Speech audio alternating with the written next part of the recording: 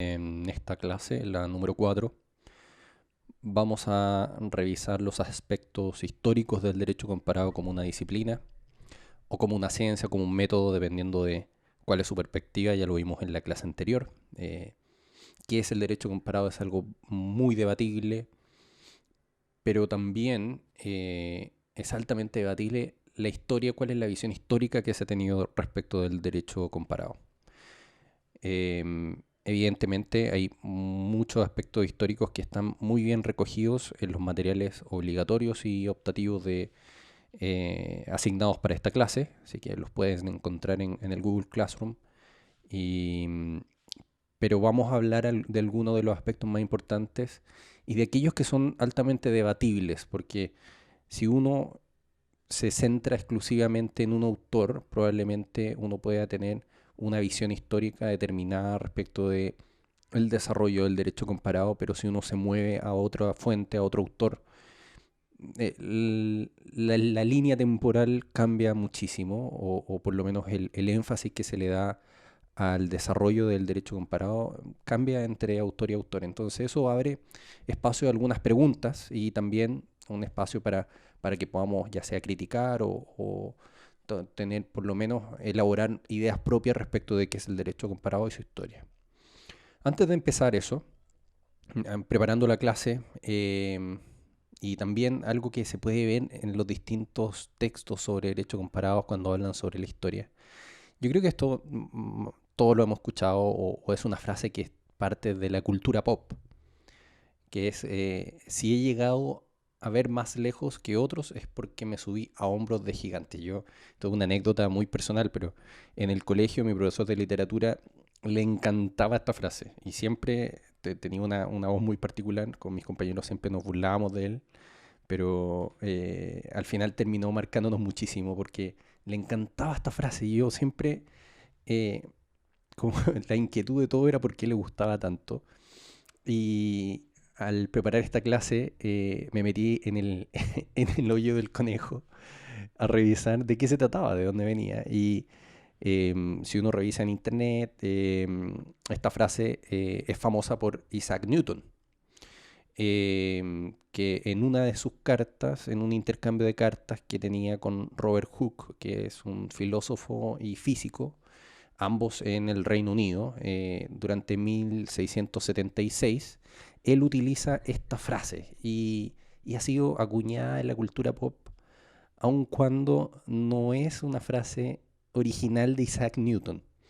Y porque es interesante también el hecho de que no sea original a él, porque eh, el, por lo menos el mito que hay detrás de esta frase es que Isaac Newton le escribe esta carta como una especie de amistad a Robert Hooke, pero también ahí revisando en internet me di cuenta de que no era tan amistosa el intercambio de cartas y había ahí toda una polémica respecto de la invención del telescopio. Recordemos que ambos personajes son, además de ser filósofos físicos, también iban detrás de las invenciones en plena aquella época y había un conflicto entre las dos personas, entre Newton y Hooke, eh, respecto de quién era el inventor del telescopio. Entonces, la gran parte de los autores toman esta frase pensando más bien como un halago, diciéndole si he llegado a ver más lejos porque me subí a hombros de gigantes, como una especie de frase motivacional que le da Isaac Newton a Robert Hooke, pero parece que al final esa frase fue utilizada un poco para humillar a Robert Hooke, diciéndole que su pequeño invento no solamente era una especie de copia, sino también estaba basado altamente en el trabajo de Isaac Newton. Entonces, el, el, los hombros eran de Newton, él era el gigante y la pequeña persona era Robert Hooke.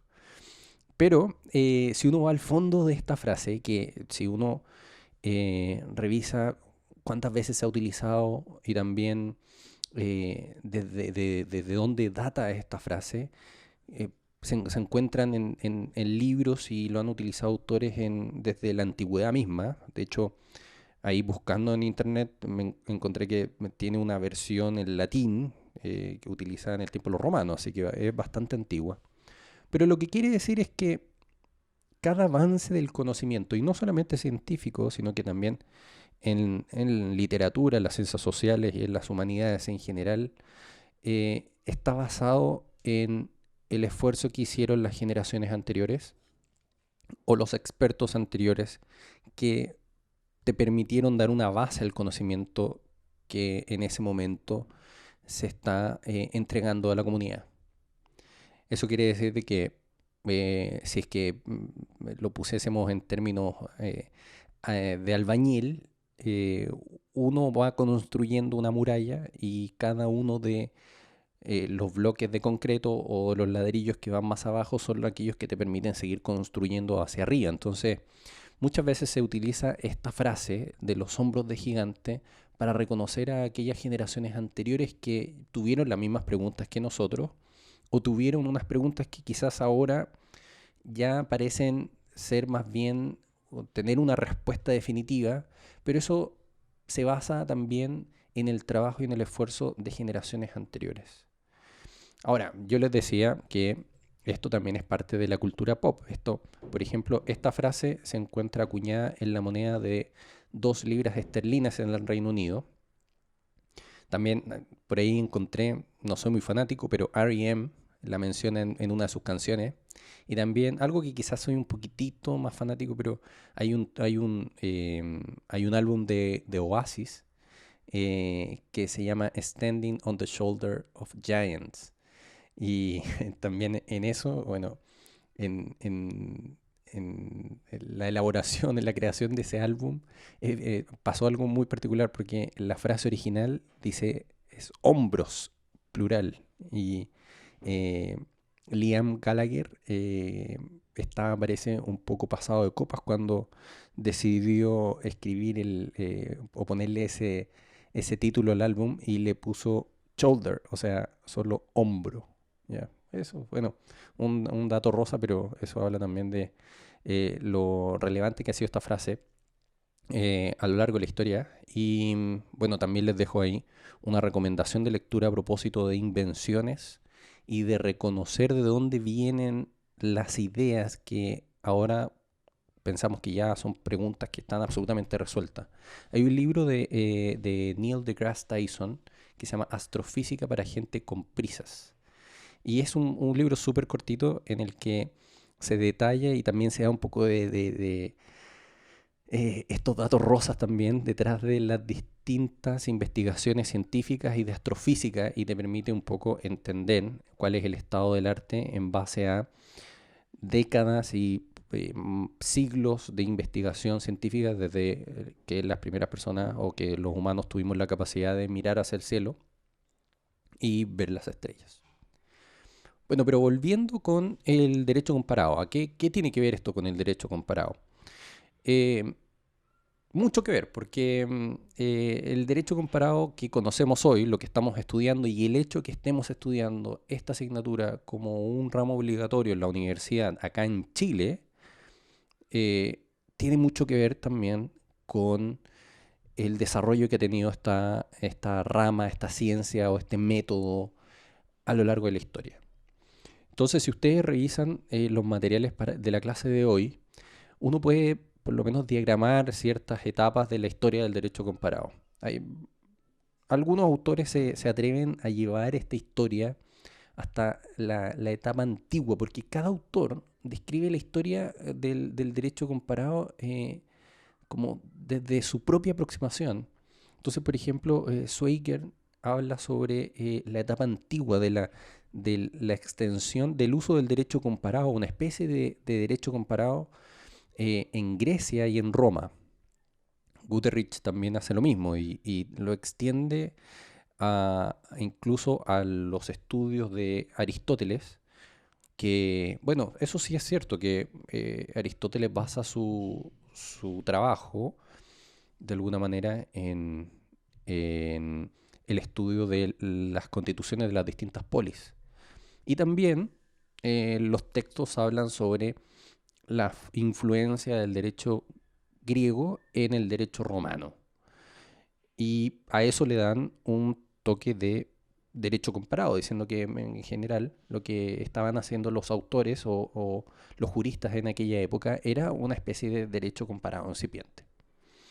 Después uno puede hablar de una época medieval donde la mayoría de la actividad de comparación se realizaba entre el derecho romano o entre derechos consuetudinarios y también un fuerte rol del derecho canónico. Entonces cuando se hacían algunos ejercicios, ¿y por qué digo algunos ejercicios? Porque eh, era bastante incipiente, o sea, no había un fundamento teórico ni tampoco había un marco conceptual en estos trabajos y también era muy esporádico, muy escaso.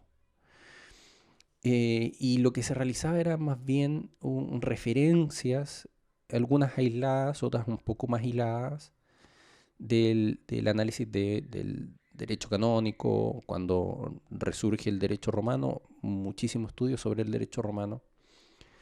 Pero ya cuando vamos a la etapa más renacentista, empiezan a aparecer autores que empiezan a hacerse preguntas y investigan sobre la comparación de derechos de distintas localidades, distintos países o más que nada distintas comunidades. En eso Montesquieu, en su libro El espíritu de las leyes, realiza una de las primeras investigaciones en derecho comparado y en el estudio del derecho extranjero que le hicieron valer el título del padre del derecho comparado, aun cuando su obra fue muy exitosa, pero eso no hizo que naciera una corriente intelectual en torno al derecho comparado en aquella época.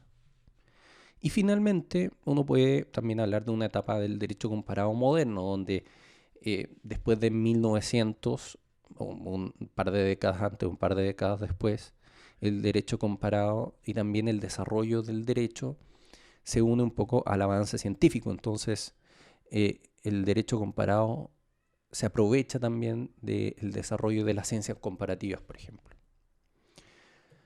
Ahora, si ustedes me preguntan dónde inicia la historia del derecho comparado, probablemente uno puede tener su opinión. Cada uno de los autores parte la historia del derecho comparado en un lugar distinto, lo cual eso también habla de la subjetividad en estas investigaciones. Hay algunos autores que realizan este ejercicio de llevar o tratar de encontrar algún espacio del derecho comparado antes de 1900, pero si uno quiere hablar con seriedad respecto del derecho comparado, uno no puede dejar de hablar sobre el Congreso de Derecho Comparado de París de 1900. En distintos textos que ustedes pueden encontrar, la academia le da muchísima importancia a este evento. Y al principio, cuando empecé a estudiar Derecho Comparado, me produjo muchísima curiosidad de qué se trataba un Congreso de Derecho Comparado en el año 1900.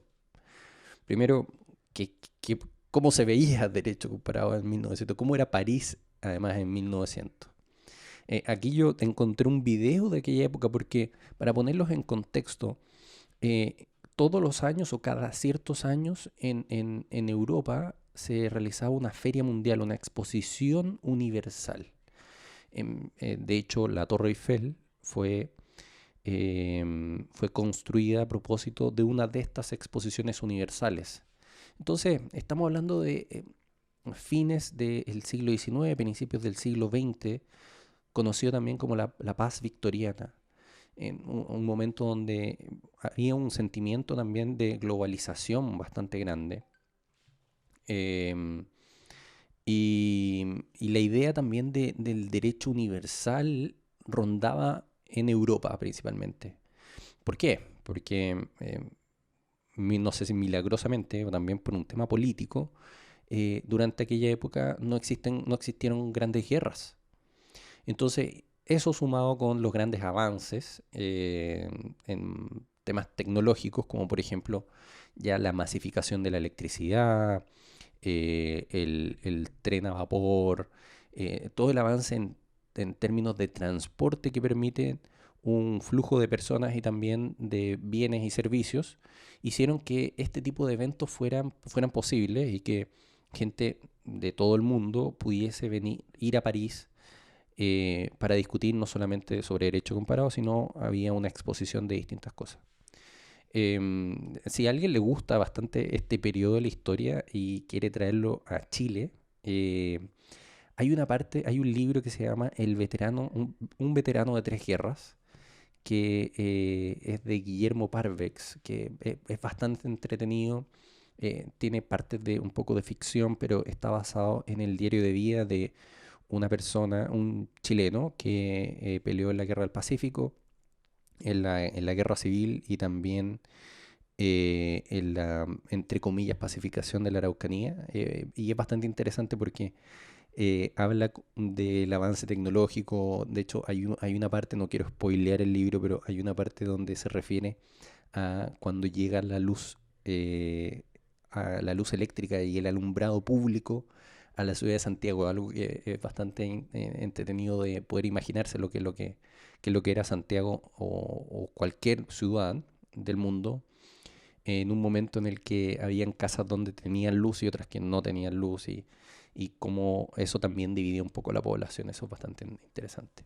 Pero bueno, como les decía, encontré este video en el cual se muestra un poco París en 1900 y a propósito de cuál era como la atmósfera del Congreso de Derecho comparado en París. A la Exposición Universal celebrada en París en 1900 asistieron unos 80.000 expositores y casi 40 millones de visitantes. Algunas de las estructuras construidas para este evento se convirtieron en famosos monumentos como el puente Alejandro III sobre el río Sena. Muchas de las muestras tuvieron lugar alrededor de la Torre Eiffel, erigida para la anterior Exposición Universal Parisina de 1889. Gracias a sus 300 metros de altura, la Torre Eiffel ofreció a los visitantes una bella vista de la ciudad y del acontecimiento. Es bastante interesante como imaginarse cómo era la sensación en aquella época y también ponerse un poco en el contexto, que como les decía, habla también sobre la unificación o el espíritu de unificación que existía en Europa en aquella época entre el derecho continental y el common law. Como sabemos, gran parte de Europa sigue el derecho continental o el derecho civil,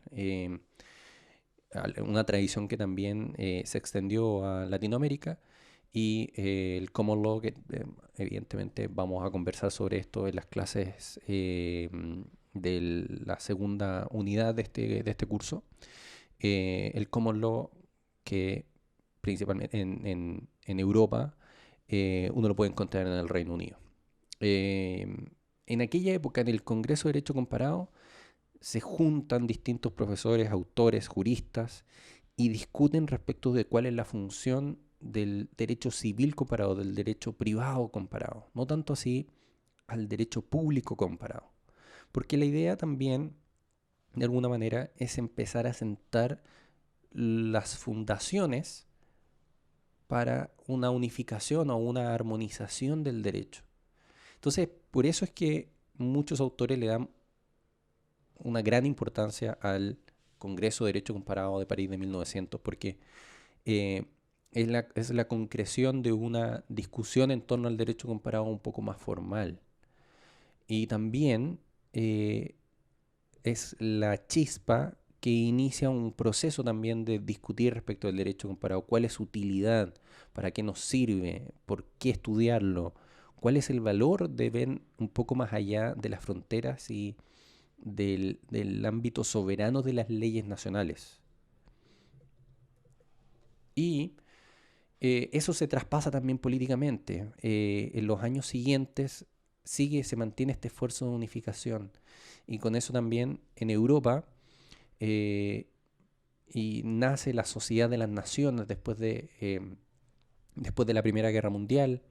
Hay esfuerzos de unificación y de multilateralismo que también van muy de la mano con el derecho comparado.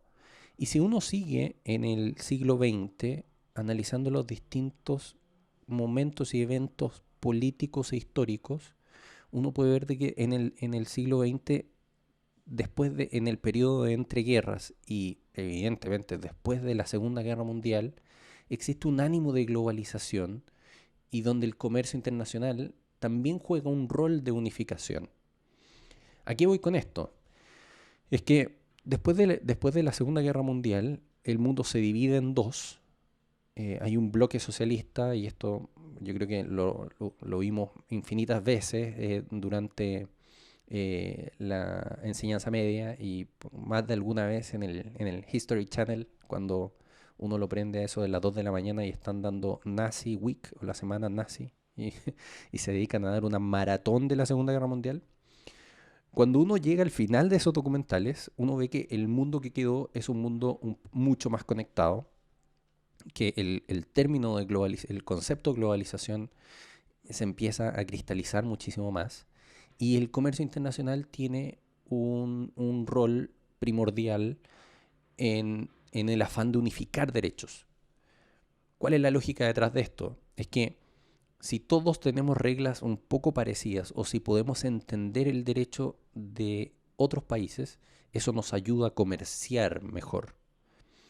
Y de ahí que nacen algunos conceptos como por ejemplo la coherencia regulatoria, la armonización, eh, que no es más que un esfuerzo de poder encontrar las diferencias y similitudes entre distintos derechos nacionales para que puedan conversar entre ellos y aquella persona que quiere llevar toda su producción de jeans o de zapatos de un lugar a otro o quiere producir distintas partes de un mismo producto en distintos lugares del mundo, pueda tener también la capacidad de moverse entre las distintas reglas con alguna facilidad. De ahí también viene el concepto de armonización. De hecho, hay muchísimos avances en temas de derecho comercial internacional que se basan en la implementación de normas únicas. Hay tratados sobre eso. Y eso también lleva al derecho comparado a un desarrollo muy, muy fuerte a partir de la segunda parte del siglo XX. Otro factor muy interesante también es el rol de la Unión Europea en esto. Y algo que quizás ahora ya no tiene una relevancia tan grande, pero hace no muchos años gran parte del avance del derecho comparado se basaba en el esfuerzo de crear eh, organismos supranacionales y multilaterales que permitan también no solamente solucionar controversias, sino también dar un paraguas regulatorio común. Bueno, con los últimos años y especialmente después de la crisis financiera del año 2008, la importancia de la Unión Europea en la política internacional ha ido disminuyendo, muchísimo más con el Brexit, pero eso también no hay que perderlo de vista como un factor relevante en el avance del derecho comparado. Y si vemos, por ejemplo, si uno va a la biblioteca y se pone a buscar derecho comparado, uno puede ver cómo a partir de los años 30 y de los 40 existe un debate mucho más profuso respecto de qué es el derecho comparado. Hay muchos más autores que empiezan a escribir. La literatura desde la década de los 40 en adelante es muchísimo más rica que antes de los 40 o incluso un poco más pegado al Congreso de París. Ahora, por lo menos existen fácil en español unos 8 o 9 tratados de derecho comparado y si nos vamos al inglés, yo creo que ese número se dispara ya por los cientos. Y eso tiene que ver también con el avance del derecho comparado y también cómo esto se conecta con los sistemas multilaterales. Recordemos que en el caso de la Unión Europea tiene esta confluencia de dos tradiciones jurídicas, el common law y el derecho continental o el derecho civil. Y eso ha sido gran parte de también una tensión. Y ¿se acuerdan cuando conversábamos en las clases anteriores de esta tensión global local? También el derecho comparado no está aislado de esta tensión. Y en un momento como el actual, en el año 2020, donde conceptos como globalización, comercio internacional, coherencia regulatoria, armonización, el valor de la Unión Europea, el valor de otros organismos internacionales o zonas regionales, como por ejemplo el Mercosur, la Comunidad Andina de Naciones, etcétera, ya no son tan relevantes y tampoco empujan el carro del derecho comparado. También se ha visto que el avance de esta disciplina, ciencia o método, ha ido decreciendo. Eh, Existe muchísima crítica al respecto. Y en esto, por ejemplo, si ustedes ven en los materiales de esta clase, hay una frase, hay una parte que me gustaría mostrarles del libro de Introducción al Derecho Comparado de Soiker y Kotz. Nos dice que el derecho comparado tuvo que esperar una formidable oposición para conseguir un lugar como disciplina del derecho, hablando de eh, el, el ingreso del derecho comparado al debate jurídico en sus inicios, especialmente en 1900, em, y cómo lo difícil que fue para el derecho comparado hacerse un espacio entre los distintos derechos nacionales. Y el libro sigue y dice, aunque su historia parezca describir un desarrollo sostenido, se trata de una especialidad que durante mucho tiempo era considerada por la mayoría de estudiosos de todo el mundo como un mero juego esotérico al que solo podían acceder unos cuantos iniciados. ¿Y a qué se refiere esta frase? Y con eso concluimos esta clase.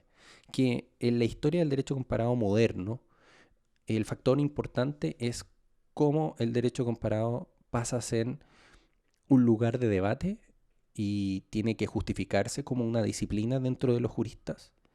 Y también el principal obstáculo que yo creo que se mantiene hasta el día de hoy para el derecho comparado es el derecho positivo nacional. Eh, y esto vamos a tener una clase respecto a cuál es el perfil del abogado que compara o el abogado comparativista o comparatista, como quieran decirle. He visto en libros que se utilizan estas palabras indistintamente.